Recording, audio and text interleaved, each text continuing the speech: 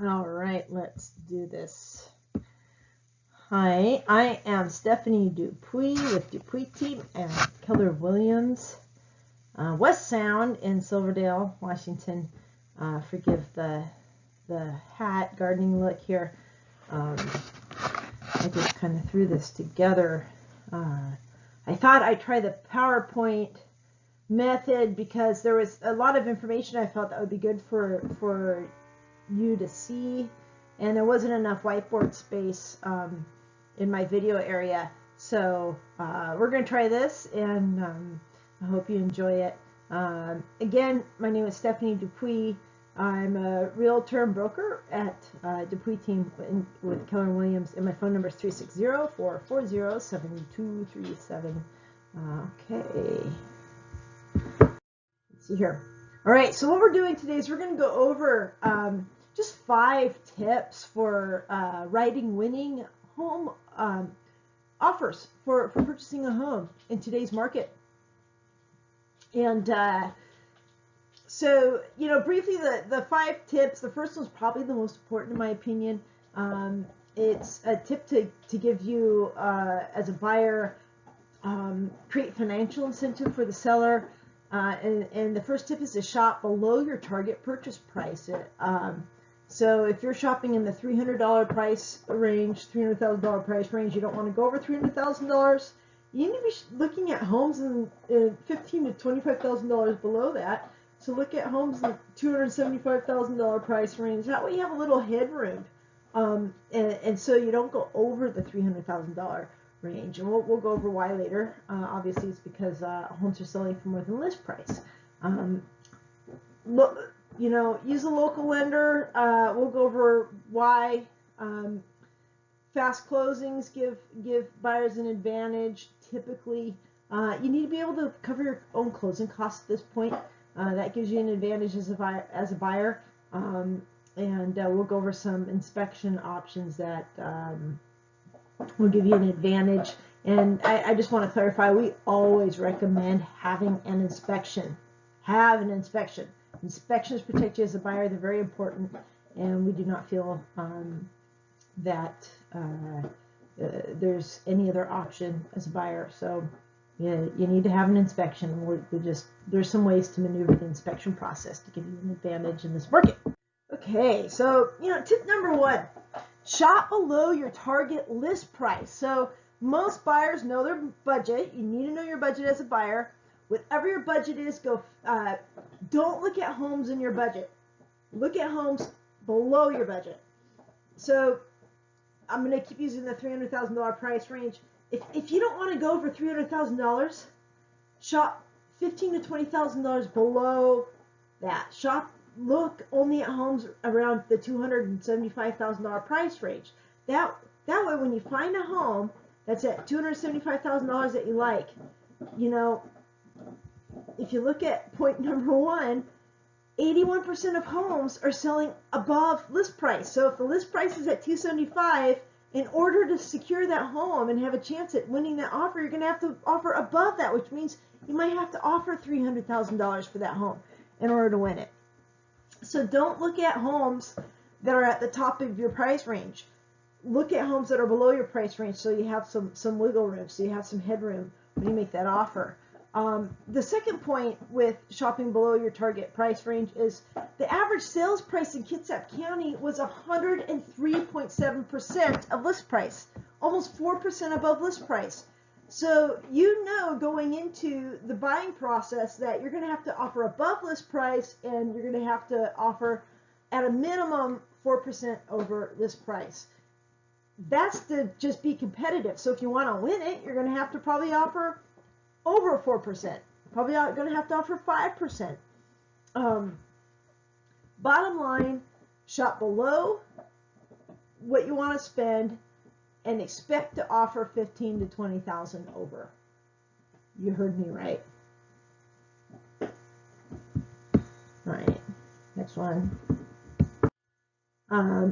This basically breaks it down for you.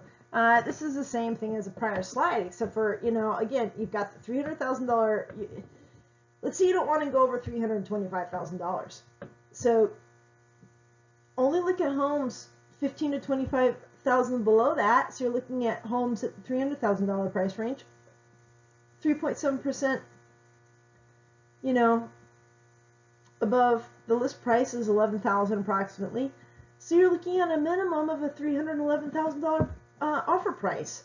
But that's just to be at the average sales price for the area. So you got to offer above that in order to win the offer.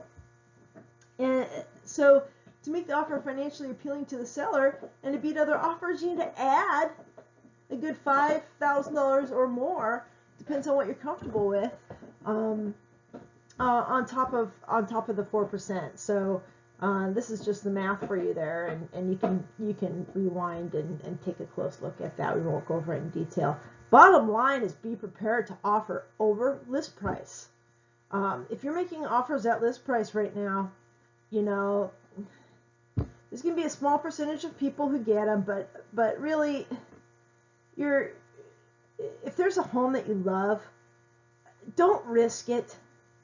You know, that your broker, speak with your agent. There are options. You can use escalation clauses. There's correct ways to use escalation clauses. There are other options to protect you, but you need to be putting forward your highest and best offer.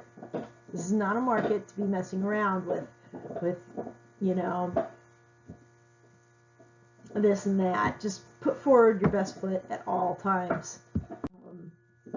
Local lenders, so, you know, I hesitate to say use a local lender. I personally prefer them, and the reason is that we know them. We work with them a lot, so we know what we're going to get. The bottom line is you need to use a good lender. A lender can make or break a transaction. So there's nothing worse for a buyer or a seller than you get a couple days before closing and you know, the lender notifies all parties that, you know, for some unforeseen reason, the transaction's going to fall apart. And you're going, you know what, you could have seen that. A good lender is going to see issues at the beginning of the process, not at the end of the process. So sellers are often advised by their agent, by the listing agent, you know, how to navigate the pre-approval letters and the letters that come in with the buyers. So they're looking for lenders that they trust, that they're looking for, the seller's looking for a lender that they are confident is going to close on time and be consistent, reputable, that type of thing. So who you use as a lender when you're a buyer does matter. A seller can reject an offer based on who the buyer's lender is, and this does happen. The last point with lenders is have a strong pre-approval, and having your loan pre-approval go through underwriting makes for a stronger pre-approval. And you need to ask for this from the lender. It's not something that lenders automatically do. So that's something that you can ask your lender about. Closing. That's a negotiated item, and it's something that can give you an advantage when you're making an offer as a buyer. Most sellers prefer to close sooner than later, so the sooner the closing, the better. Again, it helps to have a lender who can close in 30 days or less, and it helps to have a lender who has a reputation for closing on time. There are sellers occasionally who need to have a longer closing. So I always like to call the listing agent and see what the seller needs in regards to closing.